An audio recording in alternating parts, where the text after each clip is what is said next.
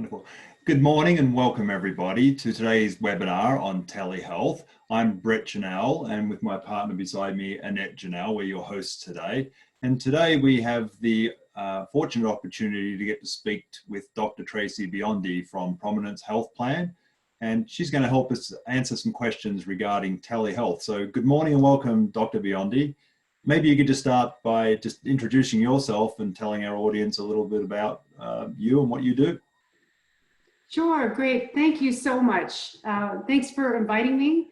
That's right, I'm Dr. Traci Biondi. I'm the medical director for Prominence Health Plan. I'm an anesthesiologist by training, graduated from University of Nevada. Woohoo! Yes. University of Nevada undergraduate in School of Medicine, and then I did my training in Seattle. I was practicing in an operating room up to, not too long ago. And I kind of moved into this direction, very, very excited and happy to be a part of Prominence. And yeah, I thought maybe I just mention when we're not in the midst of a pandemic, I enjoy singing. There's a group in Reno, Nevada called the Popra. Hopefully we'll be able to get back to that at some point soon. But that's a little bit about me. Wonderful. I'm just curious, are you still practicing via Zoom in terms of singing? No, unfortunately, no, we're not. There's really something about being together as a group that just, it's hard to replicate via Zoom meetings. Right, probably not the best audio quality with a lot of people singing either. Yeah. Well, thank you so much for being with us today. Maybe we could just start off by understanding some different terms that we commonly hear about. Telehealth, which is today's topic, but then telemedicine and Teladoc. What does that all mean? And how does it work?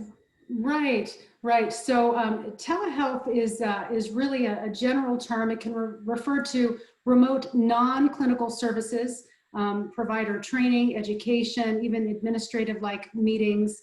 Telemedicine really refers specifically to clinical services that are provided remotely. And it's kind of a subset of, this electronic health. And the wonderful thing is that Medicare has started to pay for telehealth services.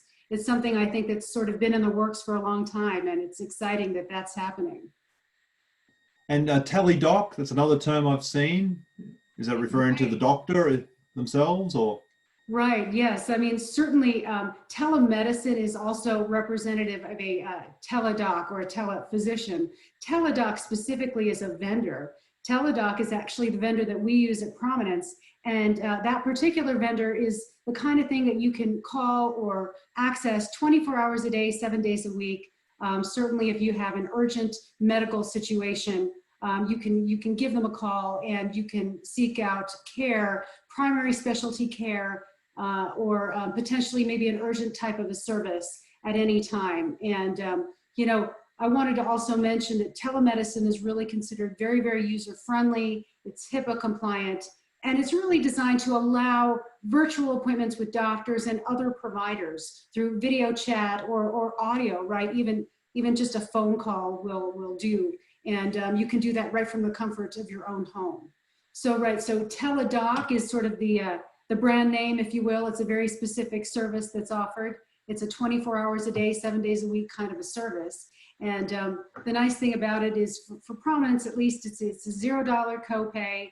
And then if you need something, for example, let's say you're out of town and you think, gee, I don't know if my doctor's going to be around on a Saturday, that's that specific Teladoc service that you can call. Of course, we always recommend that you get signed up early. Sometimes the process of sign up can take a bit of time. And, when you think about if you're not feeling great, it's a good idea to be signed up before you call to request a service or to be seen by a doctor, if you will. So once I am signed up and I'm needing an appointment with a physician, that can be done from what you said, both by telephone or using technology such as what we're doing today on Zoom or whatever that particular provider uses. Is that correct? Yes, that's right. Absolutely. It's really fantastic because certainly if you're not able to do like a video chat, it's perfectly okay to pick up your phone and sort of have your appointment via just a phone call. A video chat, of course, provides some advantages. So if you can do that, if you're able to do that as far as the technology, it's even better. But that's exactly right. either way, it's actually okay. And it's really a wonderful thing. I think in general, there's been a transformation really to telehealth, and it's been huge. I mean, truly, in some of the bigger cities, in San Francisco, prior to COVID, there was very, very little utilization of telehealth. And then there was this pandemic, and all of a sudden, so many practitioners are using telehealth, are encouraging their patients to use telehealth. And it can be pediatrics, it can be behavioral health services, and even some of the primary care clinicians are reporting up to a 90% utilization of telehealth services.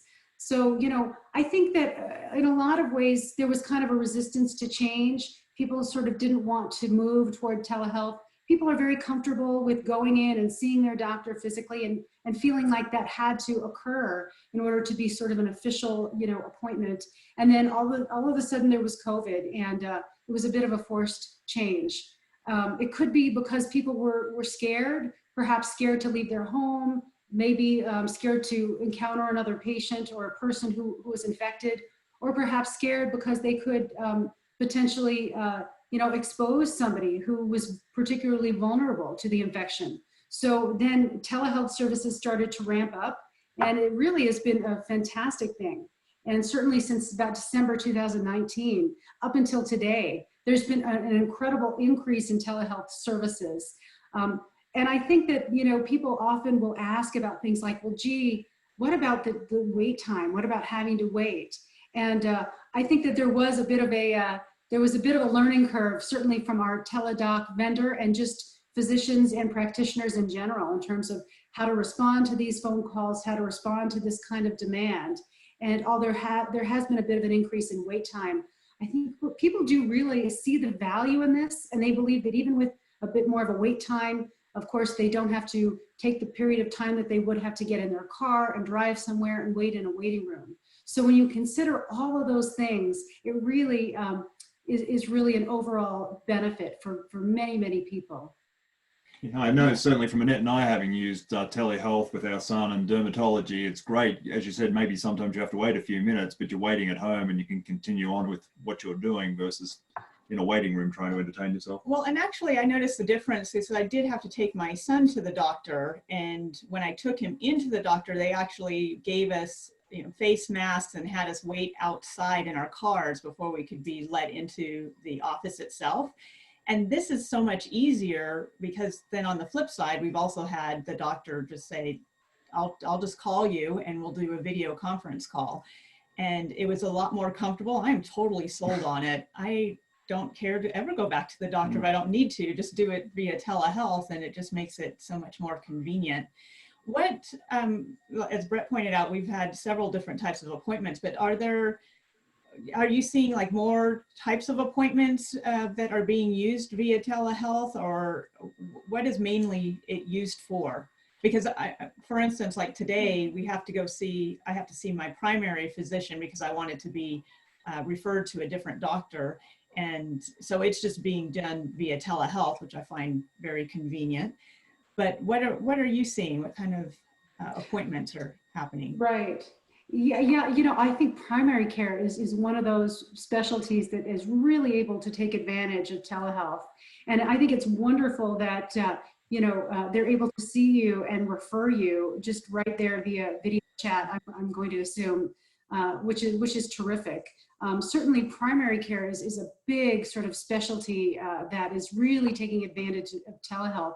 But that's not to say that other specialties can't and are not doing the same thing. They really are. We're finding that, behavioral health, even some real specialists, neurologists, those kinds of things, these folks can really take advantage of telehealth to the best of their ability. And if they sort of decide, it's really going to be important for you to come in for one reason or another, they can certainly let you know that right there, on video or on the phone.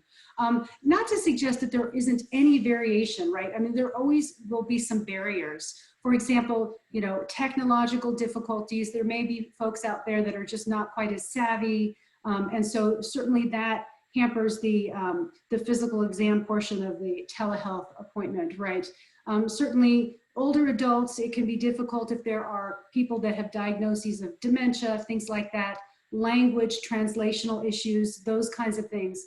I think those things will persist. And I think that might, obviously be true even if you're going into a physical appointment. But what we're finding is that physicians, they really appreciate that they can do this from home, they can do this from their office. And the patients really like how convenient it is, to have a one-on-one conversation with their doctor right from their home.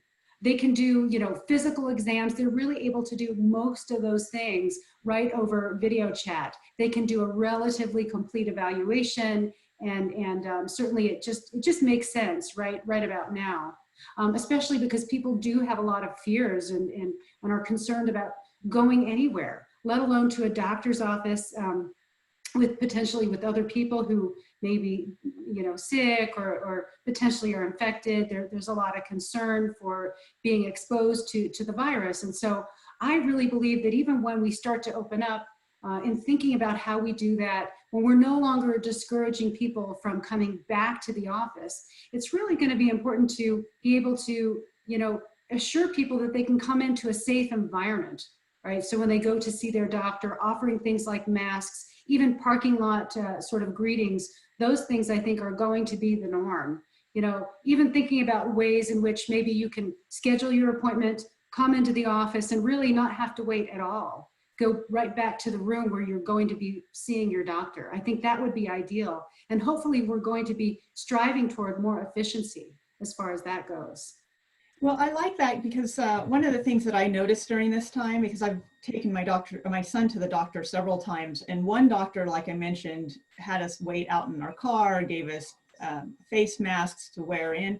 And the other doctor, we went right into the waiting room. We were the only ones wearing face masks, and well, the staff was, but the other people that were there to see the doctor were not. So there's definitely some discrepancy between different offices, how they operate. So the fact that you can do this via the comfort of your own home and have that safety and security to know that you have more control over your environment is really good. Right, without a doubt, without a doubt. I feel like it's important to try to maintain some control, certainly over the things that you feel that you can, right? Also incredibly important during this period of time. It's just been so difficult. And so the ability to sort of have control, at least over your own environment, it really is, it's just more important than we ever imagined it would be. Yeah. So, yeah, absolutely. So Dr. Biondi, you mentioned a term just a little bit earlier, telechat. So for people not familiar with telechat, as far as interacting with their doctor, is that what we're doing now? Is it just a fancy word of basically what we're doing here on Zoom? You could be consulting with me right now, and that would be telechat? Yes, exactly. It's just a video chat. So being able to, see your doctor, for them to be able to see you, these things can really be so important. If you're able to do that, if you're able to access the technology. I mean, the nice thing is that, when you're able to do this and you've got some decent lighting, it's possible really to complete portions of the physical exam right here via video chat, which is kind of amazing. Considering that in the world we live in today, it's like, gosh, how are we going to get through this? And then you realize really all of the things that we have to be thankful for. And I know sort of, the internet is kind of, a lot of times demonized, but when you think about it, there are a lot of really wonderful things that we're able to do as a result of so much of the technology and the advances sort of that are right here at our fingertips today. And I feel like even for older adults, my folks are in their 70s and, they're quite savvy. They're very, very, they easily can figure these kinds of things out. I think many, many folks can, no matter the age. And isn't that a wonderful thing? It certainly is. We've been amazed by how many older adults who attend our, in-person seminars have adapted and come online and thought nothing of it or needed a little bit of help. And so those people are all now set up for telehealth. They, no longer intimidated because everyone's on the call right now, and it's no different to what we're doing with you. Yes. Yeah. I think it's fantastic, really. So on that, how would I know if my provider, my doctor provides telehealth, telemedicine services? Yeah, the best thing really to do is to call your doctor to find out. I'm willing to bet that they probably do provide some kind of a telehealth service right about now. many of our groups, like the Northern Nevada Medical Group, they have transitioned all of their physicians so that they are able to conduct most of their appointments over the telephone or via video chat. And I would say that if you have an appointment scheduled or coming up and you're not sure, maybe you feel kind of worried about going in, it's a great idea to just give them a call. See if you can't just convert that appointment to a virtual appointment. And they're probably very, very happy to do that. I would bet. And I think I had mentioned, but like I said, the insurance companies like Prominence, the Centers for Medicare and Medicaid, they are advocates of telehealth. We are paying for these appointments just like we would any other, physician or provider appointment. So I think it's important to think about that and consider that because, of course, I have to remind my parents too, that their physicians' opinions and their ability to diagnose and treat are no less valuable, right, over video chat or telephone. And I think it's good to just remind ourselves about that and keep that in mind, because that still is a really, really valuable thing provided. It's a bit of a new thing to get used to be able to do this, in a video chat kind of a way. I think it's great that it offers the security for people, because one of the things that I listened to on the news was the fact that there were a lot fewer people going into the emergency room, for instance, because they were concerned about getting COVID-19. And so exposing themselves to that, but then they're having these issues that they need to see a doctor for. So is there, under any circumstances, should people be not seeing a doctor or kind of hold off seeing a doctor because they want to see them in person? Or is this just a great way just to allow people to see that doctor and be able to figure out if they should be going to the emergency room or? Right. Yeah. No, you're absolutely right. There's been it's been kind of an unusual thing and an unfortunate thing. I do think you're right. People are scared. That's the main reason they don't want to go, and so they sort of hold off going to an urgent care or an emergency room. And in fact, they've got a serious problem. So I would say, if you really do believe that you've got a serious issue, please don't hesitate. You should go to the emergency room.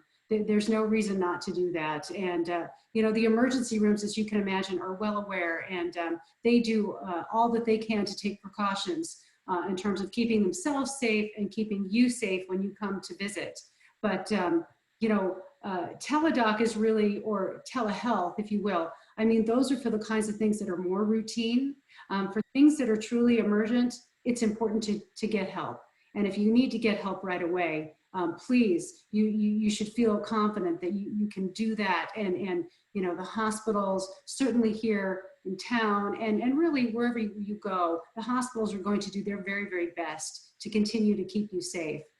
So yeah, unfortunately, that's been a real issue. And I know that people are scared. So I imagine that's sort of the reason for the holding out, and seeking help and seeking care. Yeah, I was actually surprised. They were saying that they saw a number of decrease as far as people going to the emergency room and people having heart attacks actually, and not actually seeking help and just going on. And so those are big things. So definitely go to the emergency room under those circumstances. Telehealth and telemedicine, this is more routine, like you said. Are there any limitations to telemedicine? Well, certainly there are things that can't be done. Your doctor can't, put you to the next room so you can draw your labs, right? But certainly there are orders that can be, they can order labs, they can do these orders right then and there, and they can send you somewhere if they need to do laboratory testing and that kind of a thing. Sometimes people ask me, what about testing for COVID?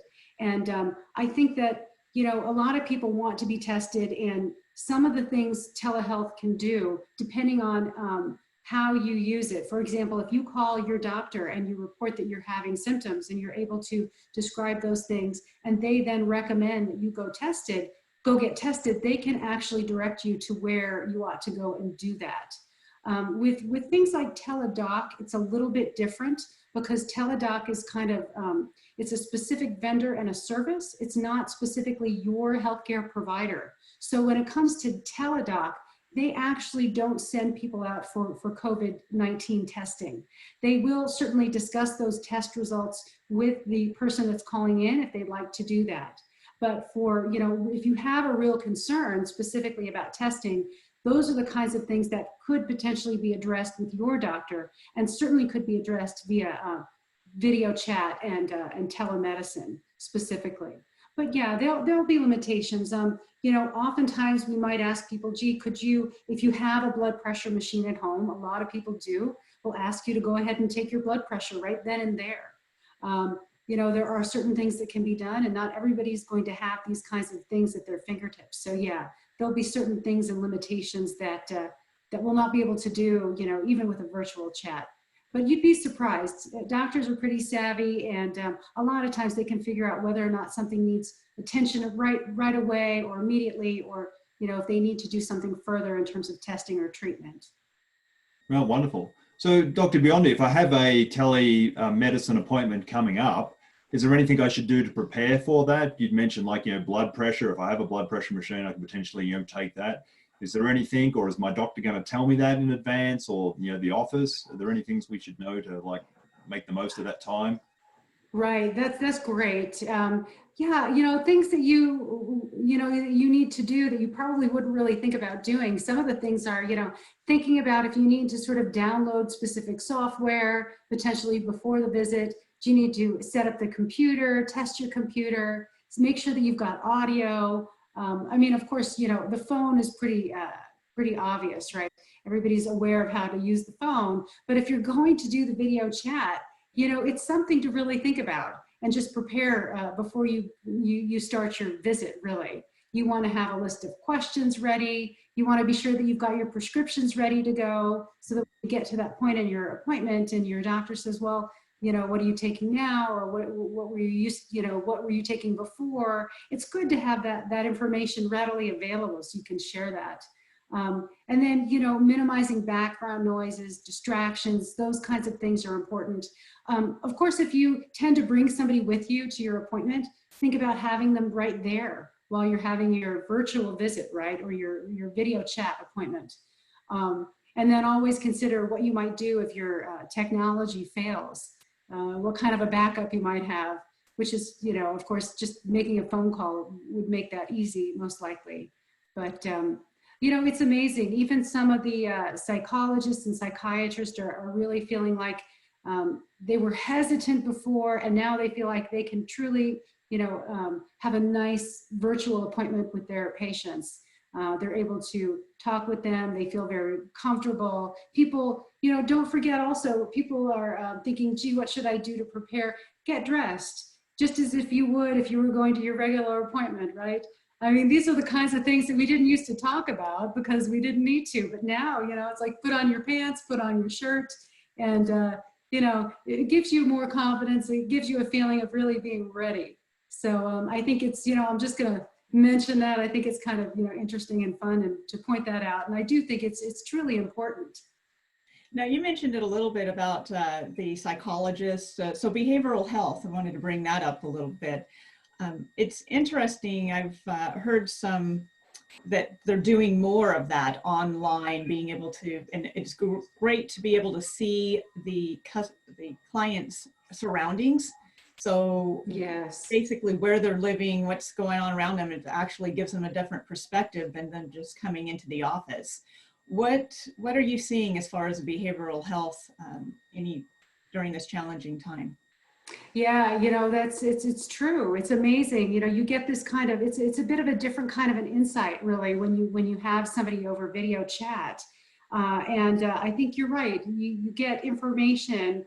If you're noticing these things, you can see what's going on around them in a way that you would never be able to do before. And I think that, lately it's been very, very difficult for so many people. The pandemic has just sort of made people feel anxious, and depression has sort of been at the fore. And so I think the therapists and the behavioral health folks are really, really trying their best to help with this. And I don't want to suggest that everybody needs to put on a happy face, or that we shouldn't feel grief. Many people are feeling sad and feeling, some grief, and I think it's okay, but it's certainly important to find a way to keep going, right? There are feelings of loneliness, there are feelings of insecurity, and, I think being able to connect, certainly with your loved ones, or even connecting with, whether it's a therapist, right, or somebody that you just simply trust. There are ways to do that, and we all know that there are ways to do that. And just to think about doing that, really taking the time to just connect, can truly transform the way we feel. And it's important right about now. It seems like kind of a simple thing. It feels kind of like a trite kind of a reminder, but it really is so important. Something so unusual has happened, and this virus is bad. We know that. And so I think our minds go to sort of imagining the worst. So it's so important to connect with those that we love, to try to be mindful, another kind of a buzzword, but truly to sort of come into the present moment. It's a great idea. Focus on your breathing, come back, even simple things, going for a walk around the block. Sounds so simple, but it can improve how you feel. It can improve your overall mental health. Just these very, very simple things. So yeah, it's been tough. We've actually, if I may, we at Prominence, we have seen, an increase in sort of mental health issues, behavioral health issues, for our members that. It took me aback, it really did. It was startling. It's been a bit startling over the last couple of weeks. And so we have really, really tried on many, many levels to be sure that we reach out to those folks and we get them the help that they need, whatever that might be. Yeah. Well, I think the environment is so different. I mean, you're either by yourself, Very isolated, or you're with people all the time and you can't Yes. get away. So either way can be very challenging. So Yes. it's great that you offer those services to be able to, and to do the telehealth and be able to get the help that you need. I'm sure there's a lot of people just dealing with stress, financial stress, just stress of the unknown. Lots of issues that people are dealing with. And right. Yeah. Go ahead. I was just curious, just going back to like the appointment. Yes. Should I be like taking my temperature, weighing myself before an appointment with my physician virtually, or unnecessary? I mean, certainly if you have the ability to do that, yeah. I mean, all those things, it would be great, if everybody could sort of do their own vital signs at home, at least it would give us some information, right? I know not everybody has that. You still have a pulse? That's right. Do you have a pulse? That's right. That's where we start. But I think it, like I said, I feel like it's a little different, right? Because we don't know if people are really taking accurate information. It's hard to know for sure. But I do think that if you're able to do those things, if you're able to get your pulse and your blood pressure, if you have a pulse oximeter, it's amazing. You can find these things on Amazon. It's just unbelievable how easy these things are to get. And so, is it perfect? Is it absolutely accurate? Probably not. But it certainly does give some information, right? Especially when you're meeting with your doctor. So if they have this information, I think it's better than not having information, right? So being able to have something there is better than nothing. So certainly if you're able to do those things, absolutely do those things and be ready. You'll surprise your doctor when you say, hey, I've already done this. What's your weight? Well, let me tell you, I just weighed myself just today. Oh, did you happen to take your blood pressure? Well, yes, I did. You can really surprise your doctor, your provider, in the best of ways. Yes. Yeah. Stuff prepared. So what about things like if you have something on your skin, a growth or whatever it might be, is that something we could do? Can I get close to the camera and you can go, yeah, Brett, you need to come in and have that checked out, or let me refer you to dermatology, or whatever the case may be? No, you're exactly right. These things, what you're describing is actually happening. We never really thought this kind of thing would happen, and now here we are. But that's right. If there's something that needs to be seen, there are many, many things, even, dermatologic type of things that can be evaluated on video or on camera. Probably not everything, depending on the issue. But that's when, your provider can tell you, hey, I need you to come in. I need to take a closer look at that, perhaps get a biopsy. Obviously, that's not going to happen on video. So, Seems to me like this is changing medicine, how it's done for now and into the future. I mean, people are really grasping this, and it's a great way to be able to see the doctor a lot easier. Oh, definitely. I do believe it's here to stay. So it's been kind of a wonderful, one good thing, I guess, that has kind of come out of this pandemic. And, I think also when you think about some of the issues in the state of Nevada, right? Because we have, overall, it has the lowest rates of physicians per capita in the nation. It's been very, very difficult for many people, especially in the rural areas, to see their physician in person. And really, this was one of the biggest intentions of telehealth and telemedicine in the first place. And we just sort of never really adapted to this until COVID, until the pandemic. So I really believe this is here to stay. We think it's a terrific thing at Prominence, and we are certainly going to, we are on board with this, and we're going to continue to support this in any way that we can. So Dr. Biondi, I have one of our attendees who's typed in a question, and for others who may have questions for Dr. Biondi, we will open it up to question and answers shortly. But if you want to type in a question, we're happy to have Dr. Biondi answer that. So we have a question here. How can a patient get a physical exam during a telehealth session? Right, that's a great question. And you're absolutely right. Many of the things just cannot be done, unless you've got a nurse there by your side that can listen to your heart and lungs, or somebody there that's got some knowledge. Those things are terribly difficult. You're absolutely right. You're keying into something there that just cannot be done via video chat. I would say that there are portions of the physical exam, these things that we call a focused physical. For example, if you have a specific issue or problem, there are things that that your provider can pick up on and can look at, if you will, and do portions of that physical exam, maybe that speak to directly your question or your medical problem or the issue that you're concerned about. So a focused physical exam could truly potentially be done, even video chat. But a full physical exam, you're thinking, well, gee, how the heck could that happen? And you're right. That's certainly more of a challenge. But I feel like those things are going to be potentially not quite as important, at least not at first. Maybe it's something that needs to be addressed as we move along. And if need be, your doctor will say, hey, we need to have you come in for the true full physical exam. And hopefully, and I do believe, people are really savvy, and they will let you know if they think that there's more going on, they really need to have you come in to look at something, they'll not hesitate to do that. Excellent. And so did you have anything else you wanted to share with us regarding telehealth specifically? Because what I would like you to do, if you're okay, just any updates regarding the pandemic, COVID-19 that we should, our attendees should know about, any changes over the past week, 2 weeks, anything you want to share?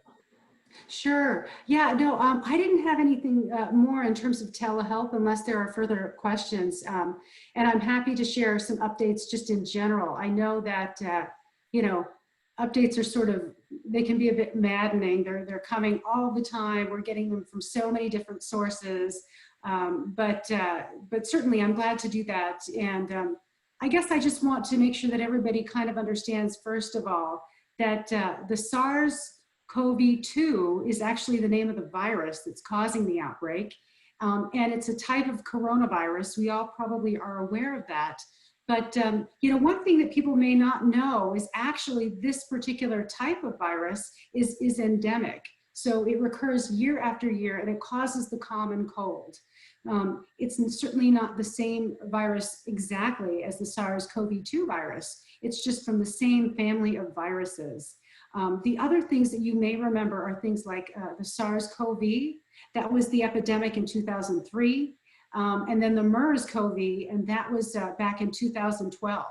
Also very, very similar to this virus. And then of course in December 2019, there was this cluster of pneumonia. It was reported to the World Health Organization in a very short period of time.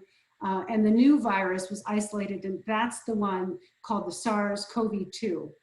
It's the virus that causes the disease COVID-19. There have been many deaths, and there have been many confirmed cases. throughout all regions of the world, about 4 million total number of confirmed cases globally, a little over 280,000 deaths. The actual number, people sometimes ask me, well, gee, how likely is it that I'm going to die if I'm infected with COVID-19? And it sounds like a straightforward question, but it's actually somewhat difficult to answer. And it's mainly because we really have some limited testing. So it's very, very difficult to determine how to attribute the cause of death in many, many cases. So when you look at the case fatality rate, we look at the number of confirmed deaths, and we compare that to the number of confirmed cases. And can't be really the number of total cases. It's just not the same. So the true risk of somebody who is infected is likely to be very different. It can decrease or increase over time. It can be as a response to change. It can vary by location, characteristics of the infected population. Older folks we know are vulnerable. And for instance, if you have comorbid diseases like heart disease and diabetes, these things can also change as far as that case fatality rate. The good news is I really believe there's reason for hope. There's lots of wonderful research going on. The World Health Organization is doing an incredible study. There's a solidarity trial that they are doing, and they are comparing the results of standard of care in all regions of the world with standard of care plus very specific type of drugs. You may have heard of these in the news lately. The remdesivir, that trial continues. That's an antiviral, and it's been really an interesting kind of a thing. There are things like chloroquine and hydrochloroquine, and those particular drugs are continuing to be studied as it relates to treatment for COVID-19. Other things like lopinavir and ritonavir are also drugs that are being studied. We're getting better at testing, where there are various ways to test, and so I think that's terribly exciting, right? At first, we just had the PCR test, or the test for the viral genetic material, and it was taking a very, very long time for that information to come back once you were tested. And so the concern is that, gee, if you get tested today and the information doesn't come back in terms of whether or not you're positive for 2 or 3 days, how many folks have you exposed, and how many folks have you been exposed to in terms of whether or not that test result is accurate? Just over the weekend, the FDA has actually authorized, under the emergency use authorization, a brand new type of testing. It's an antigen test. And the amazing thing about this particular type of test is that it can actually test somebody very, very quickly and give them results in about 10 minutes. Oh, wow. It's really fantastic, because when you think about how are we going to open up, how is the world going to sort of resume any kind of a normal, work schedule, if you will, this kind of testing could really transform that. If you're able to test and know right away, gee, you've tested positive, you need to go home, or gee, you're fine, you can go to work, that would really, really make a difference in terms of being able to make people feel safe as they return to work. So that's very, very exciting. No, that is. And do you have any thoughts or updates of how we're just tracking here locally in Washoe County in terms of being able to get tested, and whether we're in a good situation, climbing, decreasing, stable? Yeah, no, I think in Washoe County, we're lucky. I think things have been going pretty well, considering, right? We still do see some increase in case reports. However, I think that we've done pretty well at maintaining our sort of plateau in terms of case reports and deaths. I feel like part of that has to do with just our population in general. I think that, with places like New York, places like California, they are just much more crowded. And unfortunately, I think that really does, mean that there are going to be many more people exposed. And for us here in Washoe County, we're quite lucky in that respect. Okay, thank you so much. What I'd just like to do for the audience, I can find the right place on my screen.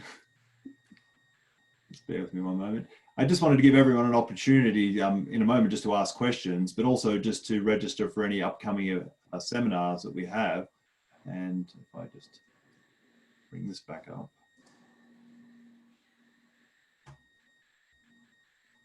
And I'm just going to put a poll up on everybody's screen for the upcoming seminars. So if you would like to register for one of the seminars that we have coming up, again, webinar for the moment until we can get back to a physical location. But on May the 21st, Thursday, next week, we have Making Sense of Your Finances During and After the Pandemic. So we're going to have a financial advisor from Allstate Financial on that webinar with us. And then we have our main webinar next week on Friday, The Truth About Cannabis for Seniors. And I think that's going to be a lot of fun and very educational. And then on May 28th, we're going to have Kindred talk to us and a chaplain about what we should know about hospice and bereavement. And then on June 18th, we have The Truth About Flipping the Money Switch. I know we've all worked hard over our lives, and some of us have ingrained habits regarding money. And we're going to talk about some of the psychology of that and why that's so important. So if you'd like to register for any of those, just check on it. Check the box on your screen. If you're called in from a phone, just give us a call and we'll get you registered. Or as you'll see on the slide, actually, I'm on the wrong slide. You can go to our website, janellegroup.com events, and you can just register yourself there as well. So I'd like to open it up to questions, if that's okay with you, Dr. Biondi. And of course, sure. What information we can help people with. So I have some that have typed in. So feel free to type in questions, or if you'd like to verbally ask a question, we'll unmute you. And the way to do that, on your screen, you should have a little icon that says raise hand, and that'll let us know that you have a question. And if you're calling in from a phone, you can press *9, and that'll also let us know that you have a question, and we'll unmute you. So I have a couple of typed in ones, and we'll just start with those. So Dr. Biondi, we have a question here. Are telehealth sessions being recorded and saved? You know, I don't think they are as a general rule. I would say no. You know, I have not had that question before. I imagine it would vary from practitioner to practitioner, but by and large, I don't think that's really the spirit of the service. It's something that's, you know, to occur in private, and I think in order to be HIPAA compliant, I would say that's typically not the norm. Okay, thank you. Yeah, that's a great question. And our next question, on COVID and normalizing or opening again, how should special groups such as school-age youngsters, workers, and elders be treated or handled? Do you have any advice there? Well, you know, I think, you know, we all sort of have to come to terms with this new normal, right? And so trying to sort of reopen with an abundance of caution will be really, really important. You know, don't forget, even the simple things that we're doing now, and I think we will continue to do in the future, they really do matter. It feels like kind of they don't, but they do, right? So the social distancing, being able to wear your mask when you're out in public, all those things that we're doing are so very important. And so I think to continue to do those things in the future will be vital. You know, when this all first started and our intention to flatten the curve, you know, don't forget that those are really the only things that we had. And even up until now, there's no treatment for COVID-19. There's no vaccine at this point. So I always think that it's important to consider that we have done a lot of flattening of the curve. And you think, well, gee, why has that happened? It's all because of the things that we've put in place up until this point. And it's very, very difficult to measure the things that haven't happened. So we had this prediction and this model about how this might go and how many cases there would likely be, and we didn't get there. Isn't that a fantastic thing, right? And the reason we didn't get there can truly all be attributed to what we have all been doing. And so it's hard to measure those cases that didn't occur, but I guarantee you those cases didn't occur because of all the things that we've been doing. And in terms of what we're going to be doing in the future, it's going to just have to be sort of part of our new normal, part of the things that we do day in and day out to continue to protect the people that we all love and care about, right? Because yeah, I mean, the truth is that older folks are more susceptible. So it's going to be vital and very, very important to do all that we can to try to protect people who are truly at risk, and all of us for that matter. Of course, the most troubling thing in a way is that people that are carrying the virus could potentially be doing so without any symptoms at all for several days. So that makes it very, very difficult, many times to know for sure if you're potentially putting somebody else at risk, even if you're younger and you're not likely to get terribly ill, you wouldn't even know that. So continuing to do the things we're doing now, this is going to be very, very important as we move ahead and look toward the future. Yeah, thank you. I have a couple of other questions that people have typed in, but I don't see anyone raising their hands. I don't know whether it's a technology challenge or we're intimidated having our MD on the call with us, but I'd just like to make sure that everyone has the ability to raise their hands just as a quick test. Can I ask everyone to find the icon that says raise hand? I won't call on anybody, but I just want to make sure that is working, that we're not having a technology challenge. So I see a couple of hands going up. If everyone can keep doing it, I'd love to see everyone's hand up. I'll wave my hand to everybody. So we have about half. Oh, there we go. A lot more hands. Okay, great. So it is definitely working. And I'll just lower everyone's hand. You also have the ability to lower your hand, as you've probably worked out, but I'll just lower everyone's hand. So if you would like to directly ask a question, feel free, please, to raise your hand. And Dr. Biondi, we'd be more than happy to answer your question. But let me just jump over to those people who took the time to type in whatever device they might be on. So the question I have is, what is your opinion about preschoolers returning to preschool daycare facilities, if you have an opinion or view? Right. That it's very, very difficult. I think for me, I have a son. We have a son, and he's 10. So it's not something that I, personally have to consider or worry about. But I think it's very, very easy to say that, yeah, it should be fine, no big deal. But what we know for sure is that kids are just sort of vectors for carrying, disease and, virus, right, in general. And that's, only because they haven't sort of realized yet that they need to wash their hands, not put things in their mouth. So you can imagine this is a true concern for many, many folks. Yeah, I think these things really, really need to be well thought out, and we need to sort of determine a way to get back to being able to do that makes everybody feel comfortable and safe to a degree, right? I mean, there's never going to be 100% guarantee of safety, but it's something that really probably needs to be well thought out in terms of what we're going to do, how we're going to manage that. And I feel terrible because I know there are many folks that have preschool age children, and it makes it sort of doubly difficult if they're trying to work from home. That's new, and now they're trying to figure out how they can manage a preschooler at the same time. So I wish I had an answer, and I just don't, unfortunately.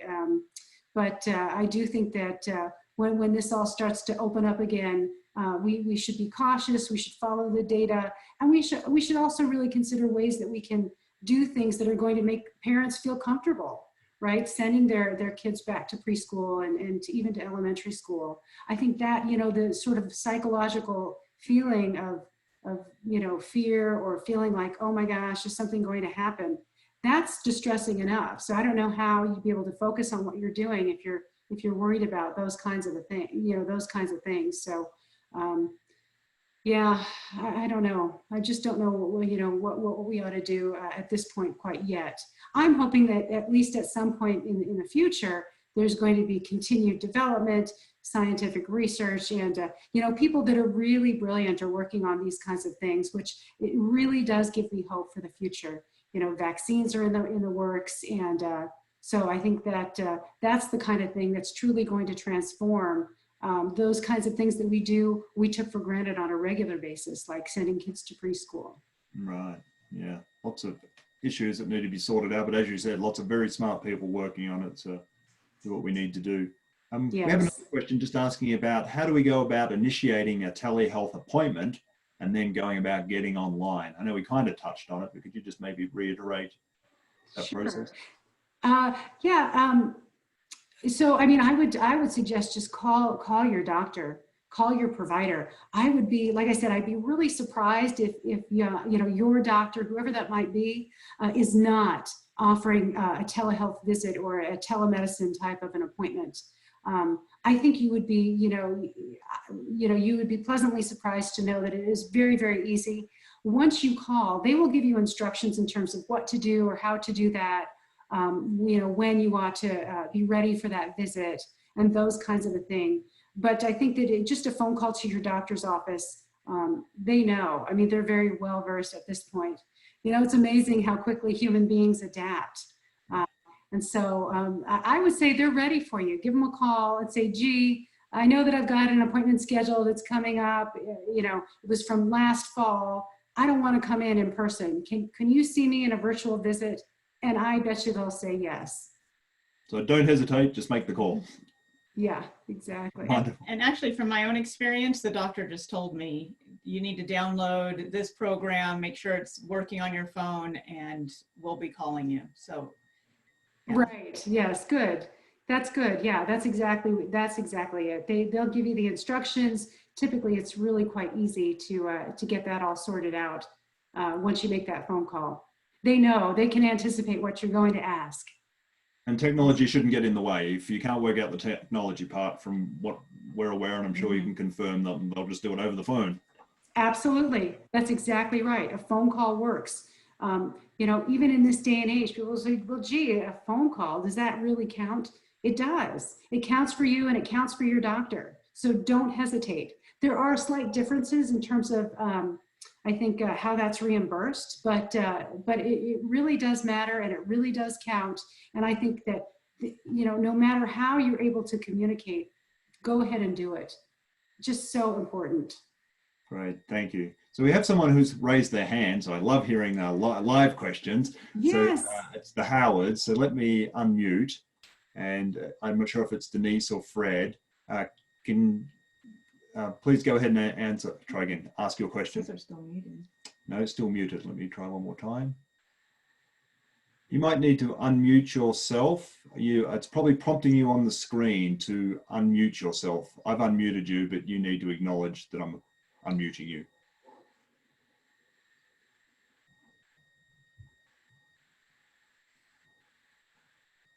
You there, Denise or Fred? So while they're working out how to unmute, I'll keep an eye on that. Let me jump across to our next question, and that is, do you think if everyone were required to wear a mask, including service people who come into our homes, that the curve would be flattened even faster? Yeah, I think, theoretically, I think that's absolutely true. These things get a little, dicey because people have very, very strong feelings about, requirements and, gee, should you make me wear a mask? And I don't know if I should be wearing a mask. And, quite honestly, as you probably all know at this point, wearing a mask can be a little bit irritating after a while. My nose gets itchy. I find like I want to just pull it off. I don't know, my skin feels dry or whatever it might be, right?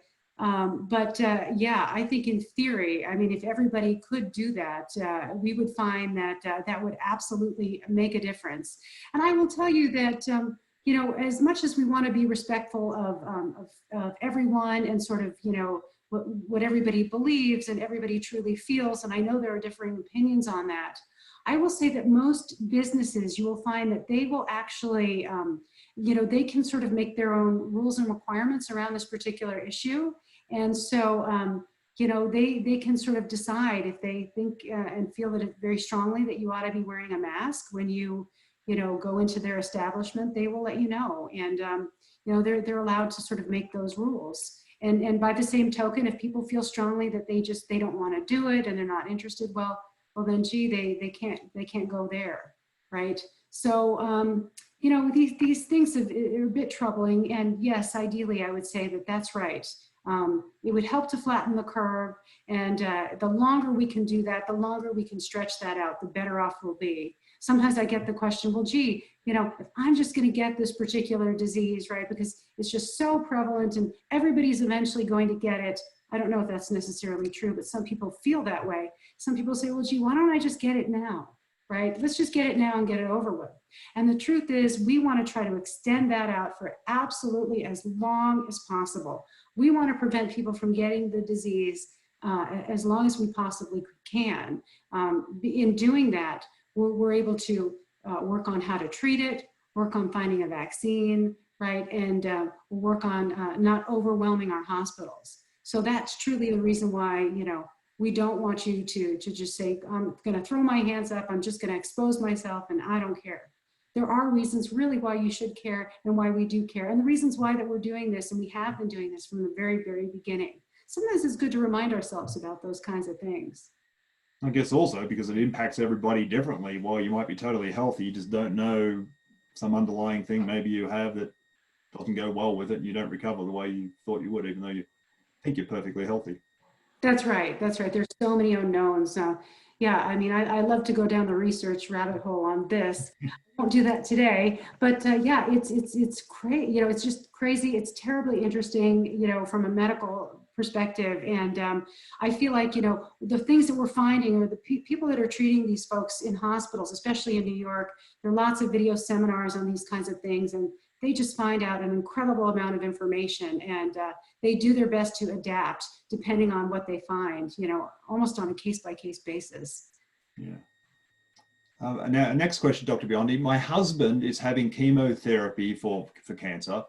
Should I be staying home completely? I think that's referring to the wife asking, should she be staying at home? So I guess that she doesn't impact her husband, or should both of them be staying at home? Right, as opposed to going with him to his appointments, I'm thinking. I'm guessing so, perhaps that was the intent. Yeah, certainly, you can ask your oncologist about that, but by and large, that is the recommendation, right? For you to stay home so that you are not exposed yourself, right? Or potentially exposed in addition to your husband, who hopefully will not be exposed. But right, anytime you wander out, if you're going into a crowded waiting room, or even if it's a not so crowded room, the potential is real. So in the interest of sort of an abundance of caution, that's probably the right thing to do. So yes, I would say that that's right. I would check with your oncologist to be sure, but where you're going with that, unfortunately, it's difficult too. I think a lot of people, the other part of the sort of not going to the emergency room is some folks are saying, gee, I'm not going to have my hip replaced. I'm not going in for my surgery or procedure because I can't have my loved one there with me. So it's really a conundrum. It's terribly difficult. And I understand that people want to have their family and friends with them when they're going through some kind of a medical procedure. Chemotherapy is certainly no small thing. So, as hard as it might be, that really is the right thing to do, is to stay home if you can, if it's at all possible. Thank you. I have one other question here. Ruth, let me just unmute you, Ruth. Can you hear us, Ruth? You could. Still mute too. Yes, can you hear me? Yes, we can, Ruth. Yep. What's your question for Dr. Biondi? Okay, I already gave you my question regarding the masks. I know okay. So we've already answered. When I go into a grocery store, and particularly a lot of younger people are not wearing them, and I'm wondering if they're thinking that it's for them. And from everything I've been hearing, the mask is really to protect other people. And I wish that everybody would be required to wear it, just the way the governor required all the stores to be closed. And I know in my research of the epidemic in 1917 and 18, I saw lots of photos online with people who are wearing masks. One even said, wear a mask or you'll be arrested. So I know in certain areas, locales around the country, they required the masks, and it seemed to shorten the epidemic. So, I don't care if they, personally, I don't care if they think it's a problem for them, the people who are not wearing masks. I think people should think about other people, and that they shouldn't be subjecting others, their parents and other people in grocery stores and that kind of thing, to their Yes. possibly being asymptomatic. That's why I think that maybe they don't understand the real reason for the masks. They think that they don't have it, or they're younger and they don't need protection. And it's just crazy to think that they're going around without masks. I had a man, we had a man come in, and we have a little koi pond outside, and he came into our home, and I told him he should be wearing a mask. He said, "Oh, I don't Yes. do that." Yeah, Well, thank you, Ruth. Yeah, I think we each need to take responsibility and look after ourselves. Did you have any closing thoughts on that, I wanted to say, Dr. well, Biondi, before we I, end the call? Just given we're yeah, I didn't know if we have the right to, I mean, I guess we could just say, well, you need to leave then if you don't want to wear a mask, or do we hand them a mask? I mean, certainly you can do that. Ruth, I tend to agree with you. I think you're right. It is difficult. Younger people tend to kind of think that that nothing's going to happen, that they're going to be great. And you're right. I mean, the intention is twofold. One is to protect yourself, right? Because your mask will cover your mouth and nose. And the other is to protect other people. So that if you cough, sneeze, or even talk, any kind of a spittle, any kind of a droplet is going to be prevented from going anywhere. So ideally, yes, that would be the thing to do. And I would say that certainly if somebody comes into your home and they're not wearing a mask, yeah, either suggest, could you please wear a mask, or hand them a mask yourself if you feel comfortable. And I think you're absolutely in the right if you say, gosh, thank you so much, but I would prefer you not come into my home without a mask. I think that's absolutely okay. And all those things that you're saying are right on. And yeah, these things are not necessarily mandated. They're not going to throw you in jail, but truthfully, it is protective in a number of ways for yourself and for other people, and it's the right thing to do. So. Well, Dr. Biondi, thank you so much. Thank you so much for giving up your time, and for your team, Amy and so forth, and making this all happen today. We're super appreciative. We've learned a lot, and I'm sure our attendees have as well. It's been an absolute pleasure to have you. And thank you again, and to all of our attendees who have been on here today. And just wishing everyone a wonderful rest of the day. Thank you all so much. Thank you. Thank you so much. I really enjoyed it. I really appreciate it. Thanks, everybody. Thank you.